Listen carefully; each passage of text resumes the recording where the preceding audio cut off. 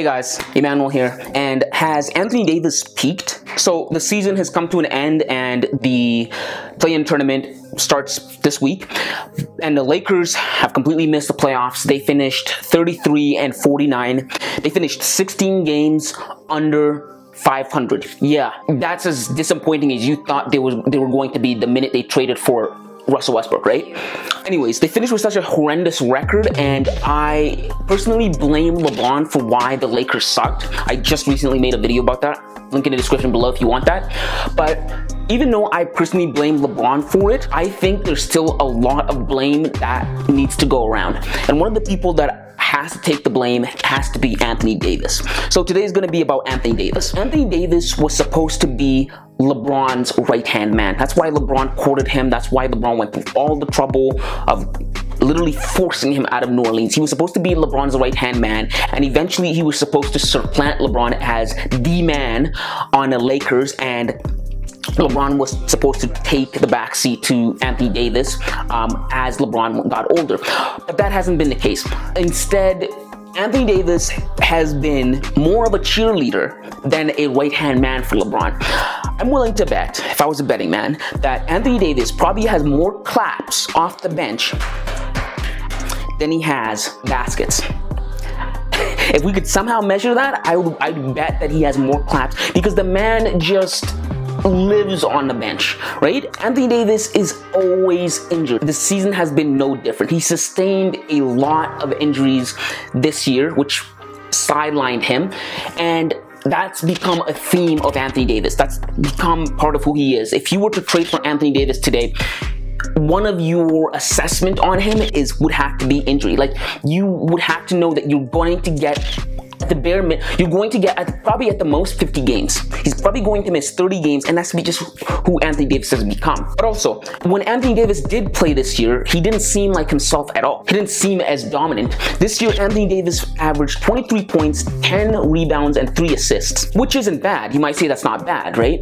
And also, Anthony Davis throughout this whole season didn't score 35 or more points once. Last year, he did that 10 times. The year before, it was more. The year before, it was more. So you see this pattern in which he's dropping off. One time's a coincidence, 2 times an accident, 3 times is a pattern. And you're seeing this pattern with Anthony Davis.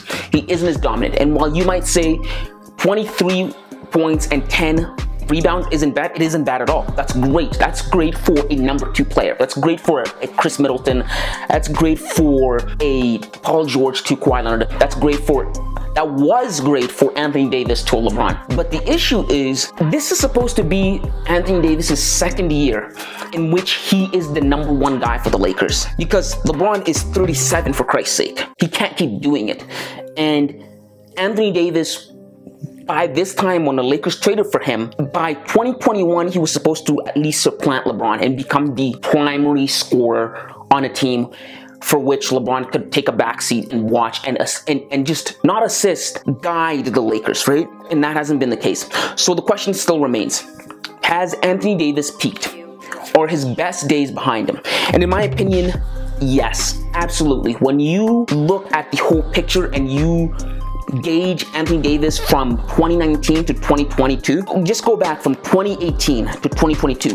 Anthony Davis is a far cry from what he used to be. Not only is he not scoring as many points, he's not playing as many games, he's gotten older. I don't see how one could look at Anthony Davis and not say that he's peaked. Furthermore, AD is only 29 years old, but he seems more like he's 39. Am I wrong? He just isn't what he used to be, and each year that has gone by ever since he came to Los Angeles, he's become less and less.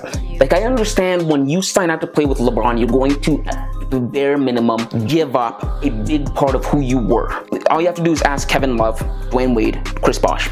It happens. Your star is going to have to dim. But that wasn't the plan for Anthony Davis. The plan was his star was going to dim for a year or 2, and it was going to become brighter. That hasn't happened. And it's even sadder when you consider the fact that this man is supposed to be in his physical prime. As a man, you hit your physical prime from 26 to 33. Those are your peak physical potential prime years. AD is in those years, but you wouldn't tell from looking. From this year, if you were looking, you would think that LeBron was the 29-year-old and Anthony Davis was the 37-year-old. Because LeBron plays more games, plays more minutes, scores more points, does everything more than what AD is supposed to be doing. And there's almost a 10-year gap between them. And what's more alarming is this is only going to get worse. You only get worse with injuries, you only get worse with age. And Anthony Davis is going to be 30 next year. His 20s haven't been kind to him. I doubt that his 30s are going to be kinder. Which means going forward, Anthony Davis is going to miss more games. Anthony Davis is going to sustain more injuries. And overall, he's just going to take more steps further away from what he used to be. The AD that you and I knew. He won't be able to do nearly as much as he used to. And injuries never really get better when it comes to big men, when it comes to centers. Joel Embiid has had this same issue throughout his career. Hurt a lot. When they get hurt, it's harder to rehab, it's harder to come back. And you're seeing that with Anthony Davis. And the only reason that the Lakers won the 2020 championship was because they got this 4-month break for them that was handed to them that everyone got due to the COVID-19 situation. And in that time frame, they were able to recoup, rest, and LeBron being how old he was 35, I think. He was able to recoup, and AD's injuries weren't bothering him, and they were able to actually win a championship. That's not always going to be the case, right? So because of that, the Lakers need to consider the possibility of moving off of Anthony Davis this summer. They could get a lot for him. In my opinion, if the Lakers front office were smart, they would the number one thing you do as soon as offseason starts, you trade Russell Westbrook. Then you trade Anthony Davis. You could probably trade the two of them in a package. Maybe not, but you could probably use Anthony Davis in a trade to try and get Damian Lillard. I would get Damian Lillard for LeBron and then go after Buddy Hield and surround LeBron with shooters. That could help out LeBron and get championships. Anyways, those are just my opinions. I think Anthony Davis is completely peaked and he's not the player he used to be.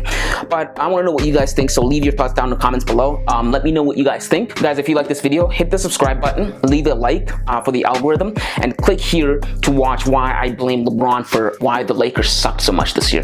And aside from that, see you next time, kids.